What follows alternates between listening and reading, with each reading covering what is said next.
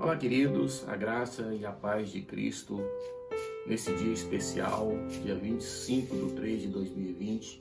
Nós estamos aqui para compartilhar um pouco da palavra do Senhor, daquilo que o Senhor tem feito em meio a tanta tribulação, tanta dificuldade. E nós cremos que a palavra é o direcionamento das nossas vidas. É nela que nós balizamos as nossas decisões, as nossas escolhas. A Bíblia vai estar escrito no Salmo 119, verso 105, lâmpada para os meus pés e luz para o meu caminho é a tua palavra. No verso 11, guardei a tua palavra no meu coração para não pecar contra ti.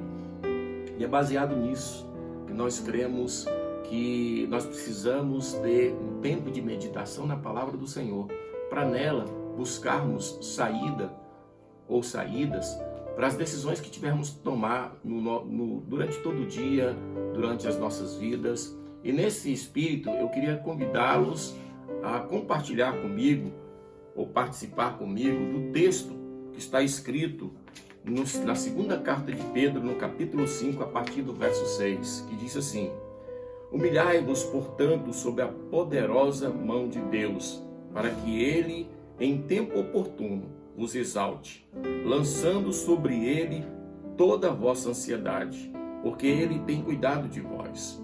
Sede sóbrios, vigilantes. O diabo, o vosso adversário, anda em derredor como um leão que ruge, procurando alguém para devorar. Resisti-vos, pois, firme, certos de que os sofrimentos iguais os vossos estão se cumprindo na vossa irmandade espalhada por todo o mundo. Ora, o Deus de toda graça, que em Cristo vos chamou à sua eterna glória, depois de ter sofrido por um pouco, ele mesmo vos há de aperfeiçoar, firmar, fortificar e fundamentar. Queridos, nós estamos vivendo momentos de calamidade sobre toda a terra, sobre todo o mundo. E a gente, nesses momentos, nós precisamos meditar na palavra do Senhor. E aqui o apóstolo Pedro, em suas cartas, muito próximo já de ser chamado pelo Senhor, ele traz conselhos importantes acerca de vários segmentos da vida, de várias áreas da vida. E aqui nesse finalzinho ele traz alguns conselhos e orientações para a vida cotidiana e para as dificuldades que iremos enfrentar. Dentre elas, esse momento de pandemia, onde o mundo todo tem discutido, governantes buscando medidas e discussões partidárias e uma confusão sem fim. E nós, Igreja do Senhor, como nós devemos nos posicionar diante de tantas mazelas, de tantas incongruências? Apóstolo Pedro nos dá algumas orientações importantes aqui neste texto. E eu gostaria de separar algumas delas para que nós pudéssemos meditar e aplicarmos em nossas vidas. O primeiro ponto, que está no verso 6, ele vai dizer assim, humilhai-vos, portanto, sob a poderosa mão de Deus. Humilhai-vos, portanto, sob a poderosa mão de Deus. Entre debaixo da mão de Deus. Mas assim, parece meio estranho que o apóstolo Pedro fala em humilhar-nos sob a poderosa mão de Deus. A gente vive um tempo que o homem se tornou quase que semideuses dentro do seu entendimento, baseado em seus conhecimentos, em suas teorias, e não quer de forma nenhuma se submeter à orientação do Senhor e se colocar realmente como cristão, como servos do Altíssimo, como pessoas que, se necessário for, abrem mão até da sua certeza em prol do outro. Esses dias eu estava em um grupo, postaram um vídeo de um grande líder no Brasil, líder religioso do Brasil, e ele falava assim: eu estava certo, eu estava 100% certo. E assim, de uma forma muito até arrogante, por que não dizer, em suas palavras ou em suas afirmações. E eu fiquei muito preocupado, porque nós vivemos num tempo onde essa disputa tem alcançado a política, as ideias, as ideologias, e a igreja está enveredando para esse mesmo caminho. E começa as disputas entre os líderes religiosos, em um momento que nós deveríamos estar trazendo uma palavra de conforto, de compaixão, né? De espírito diferenciado, de apaziguar. Nós estamos trazendo diferenças, nós estamos pautando nas diferenças, e aqui o apóstolo Pedro, ele nos traz algumas lições que vale a pena nós refletirmos acerca dela. Primeira coisa, nos submetermos à mão poderosa de Deus. Jesus deixou registrado, né, em Lucas capítulo 21, que essas coisas precisariam acontecer. Era necessário que essas coisas acontecessem. Então, se era necessário essas coisas acontecessem, não importa de onde ela está vindo ou como que ela se multiplicou. Importa é que existe um propósito maior de Deus em todas essas circunstâncias. E é nisso que nós temos que pautar.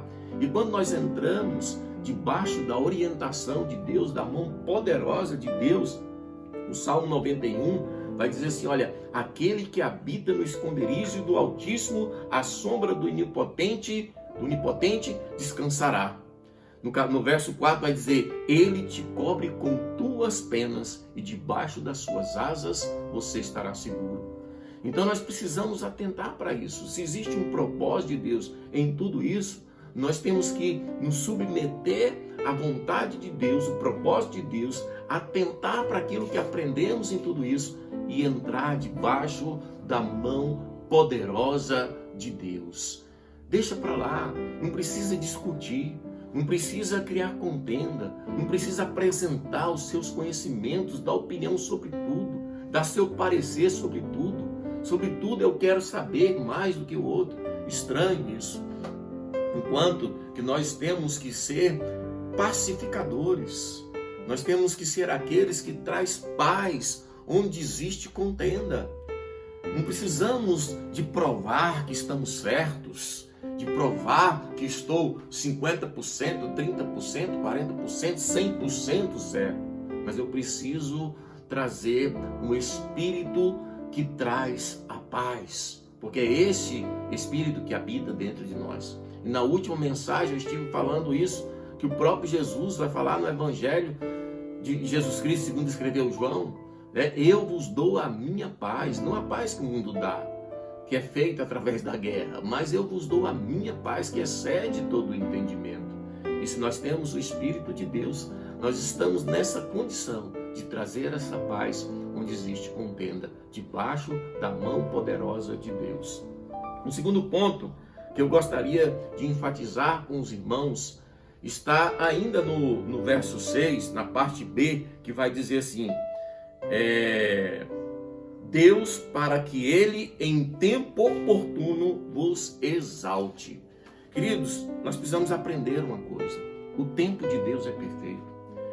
Eu cresci ouvindo uma frase que Deus tarda, mas não falha. Isso é uma enganação, porque a hora dele é perfeita, a maneira mais linda. A Bíblia, o próprio Pedro vai escrever na sua segunda carta, no capítulo 3, verso 9, ele diz assim, olha, não retarda o Senhor a sua promessa, como alguns julgam demorada. Pelo contrário, ele é longânimo para convosco, não querendo que nenhum pereça, senão que todos cheguem ao arrependimento. Tudo tem um propósito, tudo tem um tempo. O tempo de Deus é perfeito. Quanto tempo isso vai durar? É no tempo de Deus. Esconda debaixo da poderosa mão de Deus. O tempo dele é perfeito. A maneira dele é a mais linda. Não se preocupe se os governantes nos direcionaram a algumas decisões, algumas orientações. Siga, a não ser que eles nos dê orientações contra a palavra de Deus. Mas enquanto estiver na forma racional, de orientar toda a sociedade, nós estamos sujeitos a isso mesmo, né? Nós estamos guardados no Senhor. É no Senhor que nós estamos guardados. A nossa direção vem de Deus. E esses governantes estão no poder porque assim Deus permitiu que fosse. Porque se assim não fosse, lá eles não estariam. Então, se eles estão lá, essas autoridades estão lá estabelecidas por Deus. E nós temos que entender todo o propósito que possa existir diante de toda essa situação adversa e compreender que existe um Deus que está sobre as nossas vidas e que todas essas autoridades só estão aí no poder porque assim o Senhor permitiu que eles estivessem. Um outro ponto importante que eu gostaria também que os irmãos meditassem comigo está no verso 7, que diz assim, olha, lança sua ansiedade, verso 7, que diz, lança a sua ansiedade, lança sobre ele toda a vossa ansiedade, porque ele tem cuidado de vós. Jeremias capítulo 17, verso 5, diz assim, olha, maldito é o homem que confia no homem e faz da carne mortal o seu braço forte, pois será como arbusto solitário no deserto que não vê quando vou ver o bom tempo. Bendito é o homem que confia no Senhor, cuja sua esperança é o Senhor, porque ele é como árvore plantada junto ao ribeiro que dá o seu fruto e que não deixa de dar fruto, mesmo em tempo de sequidão. Quando nós confiamos no Senhor, nós somos aquelas pessoas que mesmo em meio a tanta tribulação, em tanta dificuldade, nós nunca vamos deixar de dar frutos. As nossas folhas nunca deixam de estar verdes. É assim que Jeremias vai escrever no capítulo 17, a partir do verso 5, falando do homem que confia em si mesmo, que coloca a sua confiança na força do seu braço, no seu conhecimento, na sua formação acadêmica, e esquece do Senhor. Mesmo quando vem o bom tempo, mesmo diante de tudo isso, ele não aprende nada, porque ele está firmado naquilo que ele conheceu, naquilo que ele gravou na sua mente, nos seus conceitos, nos seus valores. E a Bíblia diz que aquele que confia no Senhor e descansa no Senhor, esse homem que descansa no Senhor, que a sua esperança está no Senhor, mesmo no tempo de sequidão, mesmo na dificuldade, ele não deixa de dar fruto e suas folhas ficam verdes o ano inteiro. Essa é a nossa esperança, que em meio a toda essa dificuldade nós possamos produzir frutos na vida das pessoas que participam de alguma forma das nossas vidas, que de alguma forma passam pelas nossas vidas. O importante é lembrarmos que todas as pessoas que passam pelas nossas vidas, ela leva um pouco de nós e nós trazemos um pouco dela. É muito importante nós atentarmos o que as pessoas estão levando de nós. O que as pessoas que passam pelas nossas vidas ou que participam das nossas vidas levam de nós. Nós confiamos no Senhor, A nossa ansiedade tem que ser lançada no Senhor. Tem um texto muito interessante que está em Mateus, que eu gostaria de ler. Mateus 6, verso 33, diz assim, olha, buscai, pois, primeiro lugar o reino de Deus e a sua justiça, e todas essas coisas vos serão acrescentadas. Portanto, não vos inquieteis com o dia de amanhã, pois o amanhã trará os cuidados, basta o dia com seu próprio mal. Então não se preocupe, não fique ansioso, busque o reino de Deus, busque o propósito de Deus em tudo isso. Atenta para que o Senhor está falando conosco durante todos esses dias. Nós estamos aí nesse momento de reclusão, que é um momento que nós precisávamos passar, que a igreja precisava passar, porque nós estávamos muito fundamentados nas nossas estruturas, naquilo que foi ensinado durante muito tempo.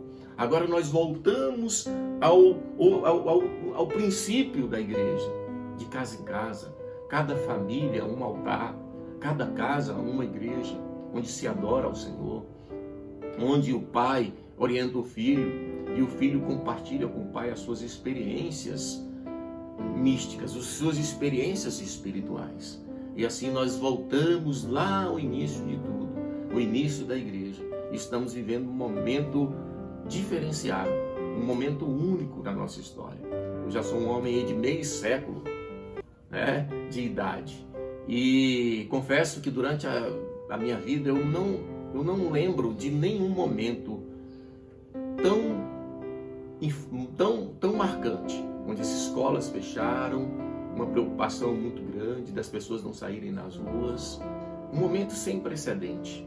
Nós temos a oportunidade de vivermos esses momentos diferenciados e experimentarmos o reino de Deus. O reino de Deus. E não ficarmos ansiosos com essas coisas. Um outro ponto importante, no verso 8, que diz assim, verso 8, vou voltar aqui na palavra de Deus, que diz assim: sede sóbrios e vigilantes. Sóbrios e vigilantes. Que coisa interessante. Queridos, nós temos a mente de Cristo. 1 Coríntios capítulo 2, verso 16. Nós temos a mente de Cristo. Quem pode ensinar o Senhor? Nós, porém, temos a mente de Cristo. Então nós precisamos ser equilibrados. Nós precisamos ser aqueles que trazem equilíbrio no meio de toda essa divergência, de toda essa confusão. Nós é que temos a mente de Cristo. Nós é que temos que ser sóbrios na hora de trazer o nosso parecer. E nós temos que ter por objetivo sempre trazer as pessoas a fazer um autoexame e perceber que vale a pena estar em comunhão nesse momento e não em divergência, em contendas. E ele ainda vai dizer: olha, cuidado, sedes vigilantes, porque o diabo está ao vosso redor. Querido, capítulo 6 de Efésios, a partir do verso 10, vai dizer que a nossa luta não é contra carne e contra sangue, mas sim contra principados e potestades, que podem usar desse momento para gerar uma confusão, e nós não aprendemos aquilo que precisamos aprender. Nós não recebemos a mensagem que precisa ser passada. Nós não aproveitamos desses momentos daquilo que Deus tem de melhor para nós, que é estarmos próximos daqueles que o Senhor separou para que nós pudéssemos conviver juntos, compartilhar juntos. Precisamos atentar para isso. A Bíblia vai dizer também, em 2 Coríntios capítulo 10, verso 4, que as nossas armas não são carnais, mas poderosas em Deus para anular todos os sofismas, tudo aquilo que se levanta contra o conhecimento de Deus. Atente para isso. No momento nós temos uma comunhão com o Senhor, um momento de a gente estar separado, compartilhando da palavra do Senhor, partilhando de mensagens que trazem edificação. E se nós não atentarmos, estivermos vigilantes, tudo aquilo que nós aprendemos, que recebemos, nós deixamos de viver. Porque o diabo está aí, tentando desvirtuar tudo isso, tentando tirar a sua atenção, tentando tirar o seu foco daquilo que Deus tem preparado para nós. Com certeza, irmãos, nós não vamos sair desse momento da mesma forma que entramos. Não vamos sair da mesma forma que entramos. E neste texto tem uma promessa. E como viver essa promessa? Caminhar dentro daquilo que o apóstolo Pedro deixou registrado para nós andarmos dentro desses conselhos. Lá na frente ele vai concluir, eu vou concluir para dizer para vocês aquilo que Pedro nos orientou, onde ele queria chegar. Mas se nós não atentarmos para isso, se nós realmente não estivermos sensíveis a isso, o diabo que está ao nosso derredor vai tentar de todas as formas tirar o nosso foco, tirar a nossa atenção, tirar a nossa sensibilidade. Atente para isso. Um outro ponto importante está no verso 7. Não seja egoísta. No verso 7 diz assim, olha, no verso 9, vai dizer assim, ó, resisti-lhe firmes na fé, certo de que sofrimento iguais os vossos irmãos, sentimentos iguais aos vossos, né, sofrimento igual aos vossos, estão se cumprindo, e na vossa irmandade espalhada por todo mundo. Você não é o único que está passando por dificuldade. Você não é o único que está passando por sofrimento. Talvez tenha irmãos pior do que a situação que nós estamos passando. E nós precisamos estar atentos a isso. Tem irmãos que não têm salário fixo. Tem irmãos que dependem, né, de trabalhar diariamente para que ele possa trazer o sustento para o seu lar. E nós não estamos atentos a isso muitas vezes. Nós não estamos sensíveis a isso muitas vezes, porque somos egoístas. Nós só estamos olhando para nós mesmos. E o apóstolo Pedro vai falar assim, olha, se o sofrimento como esse, vários irmãos estavam passando por toda a parte do mundo. Nós somos chamados a uma missão muito maior, não somente em Jerusalém, mas na Judéia, em Samaria e até os confins da terra. Às vezes nós não conseguimos olhar para o irmão que está do lado, para o irmão que está passando uma dificuldade, mas nós queremos dar o nosso parecer. Nós queremos falar o que nós achamos, mas nós esquecemos de fazer aquilo que fomos chamados para fazer. Tomar cuidado, né? Não ser egoísta. O irmão que está do lado, muitas vezes, está passando por uma dificuldade por causa de tudo isso, em virtude de toda essa situação. E nós não paramos para olhar a vida dos irmãos, por causa do egoísmo ou do egocentrismo que está enchendo o nosso coração em meio a tantas coisas, em meio a tantas ideologias cheias de razões, tantos números, né? Tantas pesquisas que nós apresentamos. Esquecemos que o irmão que está do nosso lado precisa do nosso olhar sensível. O apóstolo o apóstolo Pedro vai dizer, olha, preocupe-se com o irmão, que o que você está passando, ele está igual, talvez até pior. Um outro ponto importante que nós precisamos avaliar, no verso 10. Verso 10. Ora, o Deus de toda graça, que em Cristo Jesus vos chamou à sua eterna glória, depois de ter sofrido por um pouco, Ele mesmo vos há de aperfeiçoar, firmar, fortificar e fundamentar. Queridos, você é um escolhido de Deus. Você é diferenciado. Foi o Senhor que te chamou. O apóstolo Pedro está dizendo aqui, olha, fique tranquilo. Quem te chamou foi Deus. Quem te chamou foi o Senhor. Quem te escolheu foi o Senhor. O propósito de Deus na sua vida, se você andar debaixo daquilo que Deus tem preparado para você, enquanto não se cumprir, não tem praga que pode chegar na sua tenda. Não tem praga alguma que possa chegar na sua casa. Se existe um propósito de Deus para cumprir na sua vida. Aqui o apóstolo Pedro está dizendo, olha, Ele que te chamou, você é escolhido dele. Você foi separado por Ele. Todo o propósito de Deus para a sua vida vai se cumprir. Se você andar debaixo da mão poderosa de Deus, o propósito de Deus vai se cumprir na sua vida.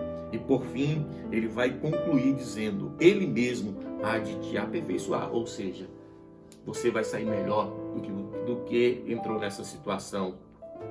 Te firmar, você vai sair mais firme, sua fé muito mais fundamentada. Te fortificar, depois de tudo isso, de passar toda essa tempestade, você sairá muito mais forte e muito mais a sua fé vai sair muito mais fundamentada.